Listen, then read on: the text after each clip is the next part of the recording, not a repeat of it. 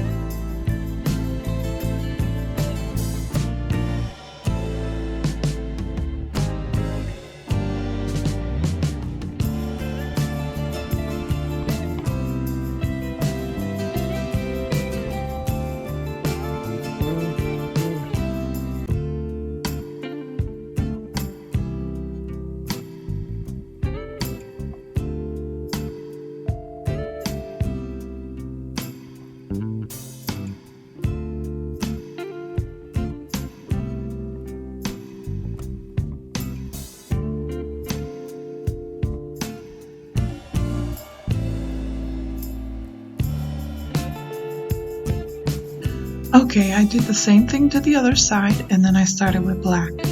The great thing about this mask is you can wear it either just in white and it looks pretty and elegant and delicate, or you can wear it just in black and it looks more spooky for Halloween, or you can see what I do later with mixing them together. Alright, so now I'm just outlining everything, correcting any imperfections, correcting lines, making the swirls and teardrops, and just creating as I go.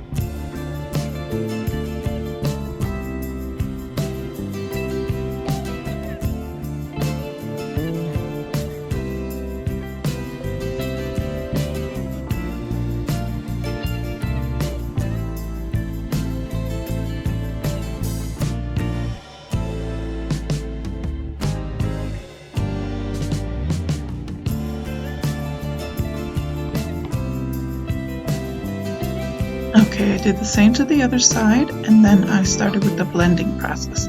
So what I did is I took a Q-tip, dipped it in some water, and wiped off the excess water.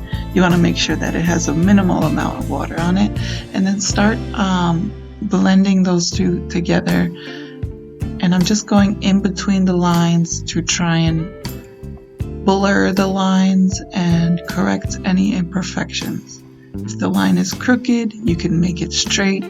If the line has other imperfections in it, you can fix those.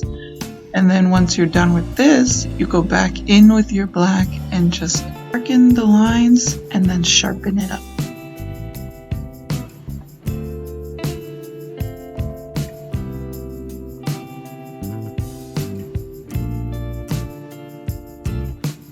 Okay, now I'm going in with some little jewels. These are just stickers. I got them from the 99-cent store, and I'm applying them.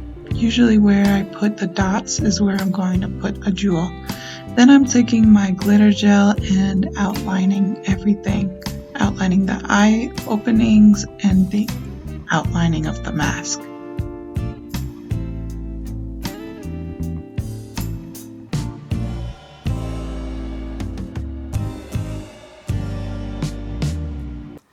Alright guys, so that's my final look. I hope you enjoyed it. Please subscribe, like this video, and comment down below what you'd like to see next. Thank you. Bye.